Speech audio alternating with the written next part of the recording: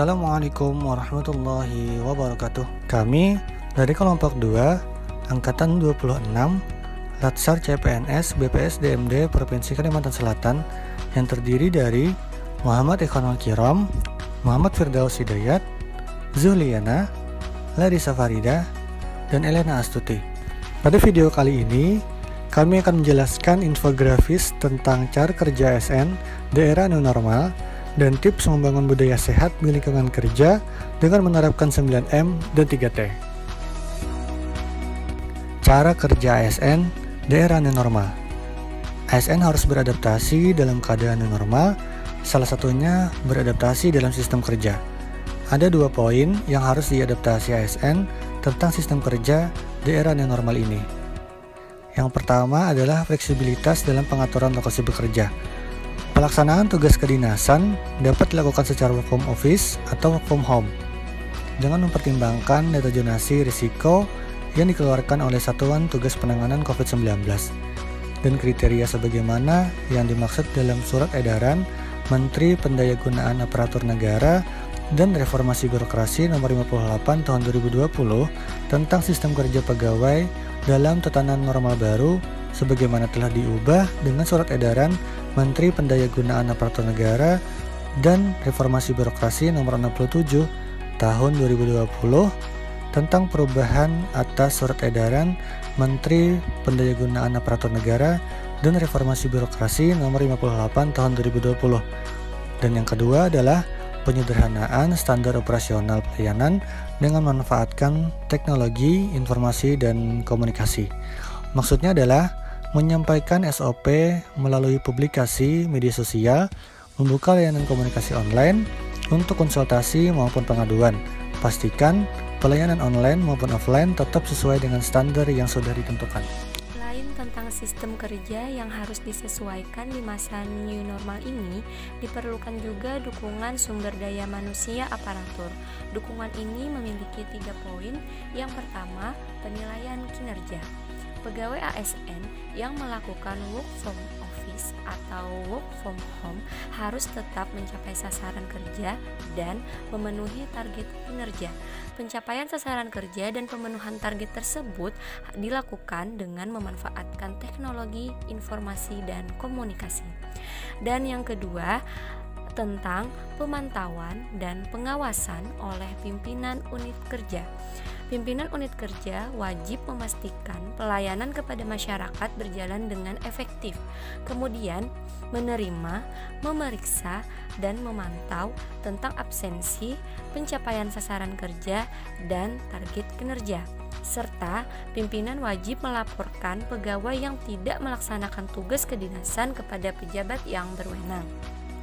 Selain itu, pegawai ASN wajib menaati penugasan yang ditetapkan, melaporkan secara berkala hasil pelaksanaan tugas, dan melaporkan kondisi kesehatan.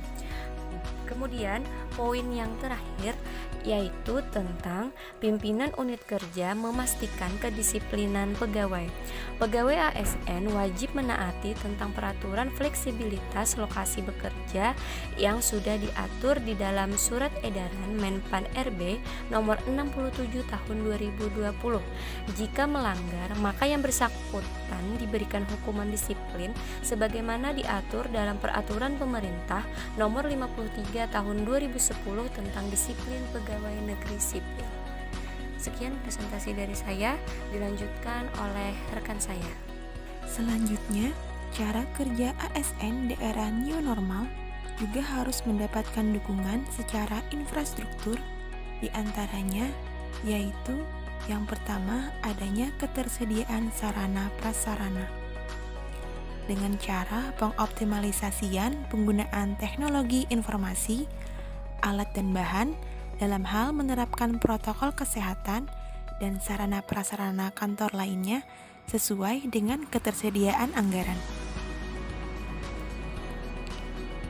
Yang kedua, penerapan teknologi informasi mementingkan keamanan, yaitu dalam memberikan pelayanan secara online harus dipastikan bahwa data ataupun informasi seseorang dapat terlindungi dan aman dari orang yang tidak berkepentingan.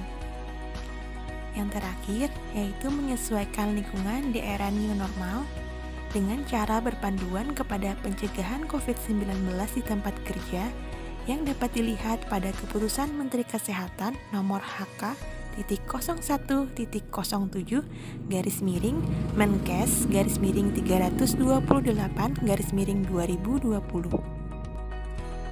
Jadi, itu tadi cara kerja ASN di era new normal yang bersumber dari Surat Edaran Menteri Pendayagunaan Aparatur Negara dan Reformasi Birokrasi Nomor 67 Tahun 2020 tentang perubahan atas Surat Edaran Menteri Pendayagunaan Aparatur Negara dan Reformasi Birokrasi Nomor 58 Tahun 2020. Pada pembahasan selanjutnya, kami akan memberikan tips bagaimana membangun budaya sehat di lingkungan kerja dengan menerapkan 9M dan 3T. Apa saja 9M dan 3T itu? Mari kita bahas. 9M. Yang pertama itu menggunakan masker dengan benar ketika berada atau berkegiatan di luar rumah tanpa terkecuali. Yang kedua, melakukan pengukuran suhu tubuh sebelum memasuki kawasan tempat kerja. Yang ketiga, menyemprotkan cairan disinfektan pada tempat-tempat yang telah digunakan. Yang keempat, menyediakan air dan sabun untuk mencuci tangan. Yang kelima, membuat dan menempelkan poster di sekitar tempat cuci tangan tentang cara mencuci tangan yang baik dan benar menurut WHO. Yang keenam, menjaga jarak ketika melakukan interaksi dengan orang lain. Yang ketujuh, menjauhi kerumunan. Yang kedelapan, membatasi mobilitas dan interaksi. Yang kesembilan, menggunakan barang-barang pribadi seperti sendok, gelas, sajadah, dan lain-lain. Sekarang kita akan membahas tentang 3T. Apa saja sih 3T itu? Jadi T yang pertama adalah testing atau pemeriksaan dini pada diri seseorang. Pemeriksaan dini menjadi penting agar bisa mendapatkan perawatan dengan cepat. Tak hanya itu, dengan mengetahui lebih cepat, kita bisa menghindari potensi penularan ke orang lain. T yang kedua adalah tracing atau pelacakan. Pelacakan pada kontak terdekat pasien COVID-19. Setelah diidentifikasi oleh petugas kesehatan, kontak yang erat dengan pasien itu harus melakukan isolasi atau mendapat perawatan lebih lanjut. T yang terakhir adalah treatment atau perawatan.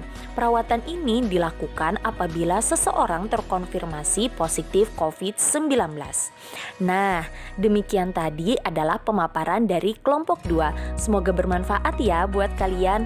Jadi, kerja di saat pandemi apakah membuat kita takut? Oh no! Siapa sih yang takut untuk kerja di saat pandemi? Tidak, kita tidak takut. Tapi ingat, kerja di saat pandemi harus tetap mengikuti protokol kesehatan. Ingat selalu ya teman-teman. Pisau arit memotong duri, mohon pamit undur diri. Sekian dulu, kami minta maaf kalau ada salah-salah kata dan perbuatan. Wassalamualaikum warahmatullahi wabarakatuh. Jangan korupsi, mari tolak korupsi. Bekerjalah dan